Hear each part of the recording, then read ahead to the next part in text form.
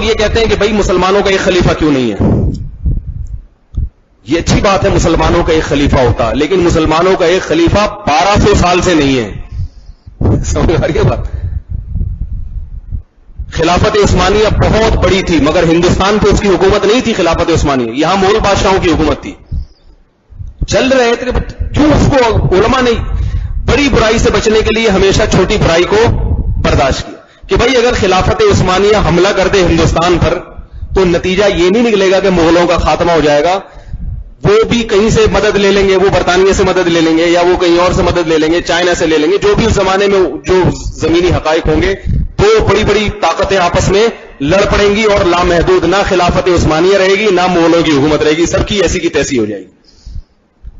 اندلس میں ہمیشہ بنو امیہ کے بعد جو بنو عباس کی خلافت قائم ہوئی ہے، اندلس کی خلافت الگ تھی. سمجھ میں نہیں آ رہی میرا خیال ہے بات؟ تو اگر کئی سارے مسلمان ملک بن گئے ہیں، ہمیں بہت افسوس ہے، کاش نہ بنتے، سب ایک ہی ہوتے.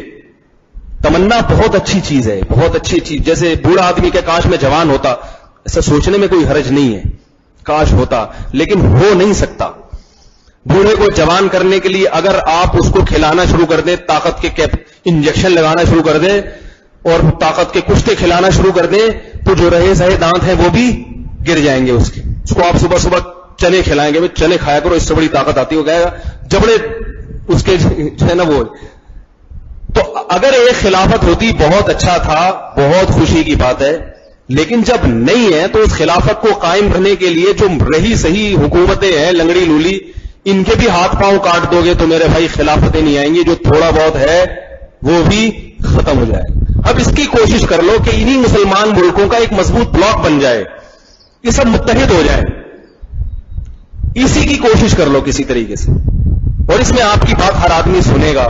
کوئی سعودی عرب پاکستان کے ساتھ متحد ہو جائے، ترکی کے ساتھ متحد ہو جائے، اور جو بھی اسلامی ممالک ہیں وہ سب ان کو کوئی ایسی تحریک چلاؤ کہ بھائی ٹھیک ہے خلیفے الگ الگ ہیں، امیر الگ الگ ہے، لیکن کچھ پوائنٹ پہ تو سب متفق ہو سکتے ہیں نا. جیسے یورپ نہیں متحد ہوا، کرنسی ایک چھاپ دی انہوں نے، بہت ساری پالیسی میں وہ متحد ہو جاتے ہیں.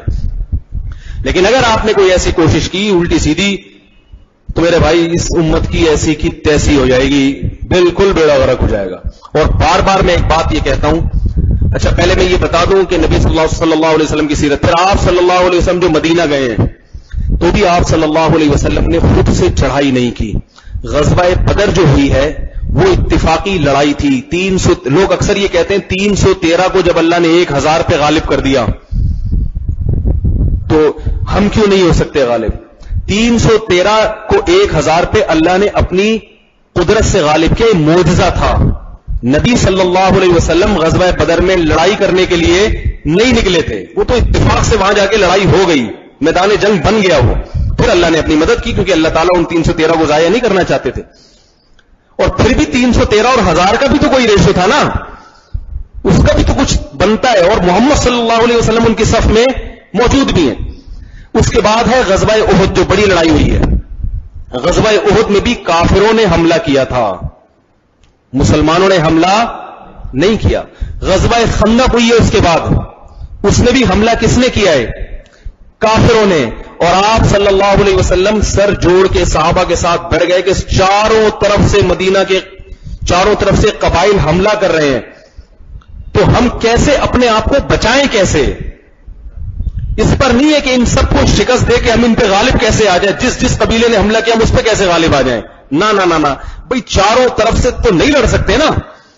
تو صرف اس کی کوشش کی گئی ہے کہ اس اپنے جو اسٹیٹ ہے، اپنی جو ریاست ہے، اس کو کس طرح سے ہم بچائیں. اس بچانے کو ہی فتح کا نام دیا گیا ہے کہ بچ گئی ریاست. اس کے لیے حضرت سلمان فارسی سے مشورہ لیا گیا، عجمی جو عجم تھے، تم لوگ کیا کرتے ہو بھائی جب ایسے موقع پر؟ تو حضرت سلمان فارسی نے کہا کہ ہم خندقیں کھودتے ہیں بڑی بڑی، کیونکہ گھوڑوں کی لڑائی ہے، گھوڑے ان خندقوں کو پار نہیں کر سکتے، پیدل تھوڑی آئے گا کوئی چل کے. تو کتنی بڑا یعنی کام ہوا ہے، کیسے دفاع کیا گیا ہے کہ مدینہ کے چاروں طرف اتنی بڑی بڑی خندقیں کھودی گئی ہیں کہ وہ دشمن اس کو کراس نہ کر سکے. وہ کتنی محنت والا کام ہوگا، اور صحابہ کی بھوک سے پیاس سے کیا حالت ہو گئی. اور وہ لشکر پڑا رہا، تیر اندازی ہوتی رہی دونوں طرف سے، بس اسی پر پھر اللہ نے مدد کی ہے. بھئی تمہارے بس میں صرف اتنا ہی تھا, اس سے زیادہ تم کر نہیں سکتے تھے, اب باقی میں کروں گا. طوفان آیا اور ان کے خیمے الٹ گئے. آپ صلی اللہ علیہ وسلم یہ بھی کر سکتے تھے کہ بھئی نہیں, ان کی جرت کیسے ہوئی, ہم جائیں گے اور وہاں جا کے ڈائریکٹ جو قبائل آئے ہیں نا, وہاں جا کے گھس کے ہم حملہ کریں گے. نہیں بھائی, اب بچائیں کیسے اپنے آپ کو, اپنی ریاست کو بچاؤ. ایک چھوٹی سی ریاست بنی ہے, اس کو بچانے کی فکر کرو. پھر صلح حدیبیہ ہے, اس میں آپ دیکھ لو رسول اللہ صلی اللہ علیہ وسلم نے 1400 صحابہ جو موت پہ بیعت لے چکے تھے, کیسے آپ نے سلوک کی ہے کہ ساری شرطیں ان کی مالی, جنگ کو ٹالا ہے, جنگ کو ٹالا ہے. بھئی 1400 افراد ہیں, یہی میری کریم ہے, یہی اگر شہید ہو گئے, یہی چلے گئے تو کیا ہوگا.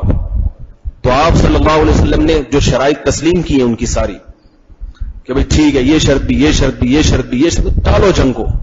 اس کے بعد آپ صلی اللہ علیہ وسلم کو موقع ملا دعوت کا, تبلیغ کا. بنو قریظہ سے پھر جہاد کیا آپ نے, کیونکہ انہوں نے غداری کی اور وہ ایک قلعے میں بند تھے, تو اس سے لڑائی ان اسباب کی دنیا میں ممکن بھی تھی. اس قلعہ کا محاصرہ کر لیا آپ صلی اللہ علیہ وسلم نے, سب کو گرفتار کر لیا.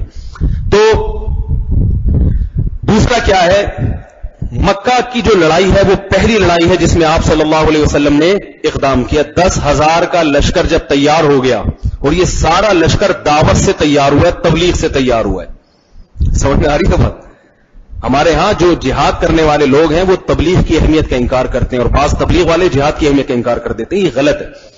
یہ سارا تبلیغ سے 10,000 کا لشکر تیار ہوا ہے. جب یہ لشکر تیار ہو گیا, اچھا اس کے دوران حضرت خالد بن ولید رضی اللہ تعالیٰ عنہ کو جو بھیجا آپ صلی اللہ علیہ وسلم نے, حضرت خالد بن ولید بھی تلوار سے مسلمان نہیں ہوئے, وہ تبلیغ سے ہوئے. صلح حدیبیہ کے بعد جب خالد بن ولید رضی اللہ تعالیٰ عنہ کی واپسی تھی, کافروں کی صف میں تھے, تو آپ صلی اللہ علیہ وسلم نے حضرت خالد بن ولید کی طرف پیغام بھیجا. خالد بن ولید سے کہو کہ محمد صلی اللہ علیہ وسلم تمہارے بارے میں یہ تبصرہ فرما رہے ہیں, تمہارے بارے میں ان کا یہ تجزیہ ہے کہ اتنا سمجھدار آدمی ہو کے کافروں کے ساتھ ہے. اتنا سمجھدار آدمی ہو کے کافروں کے ساتھ. یہ نہیں کہا کہ اس کو جا کے کہو کہ تو ہفتے چڑھ میرے درا.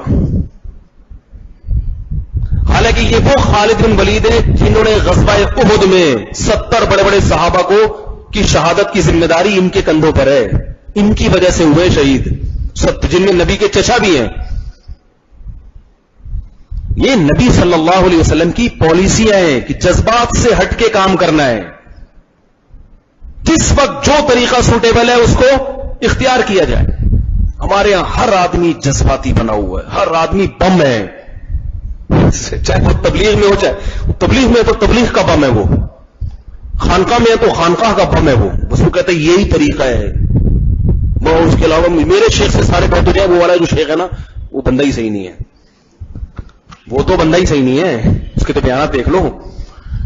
تو اتحاد ختم ہوتا جا رہا ہے.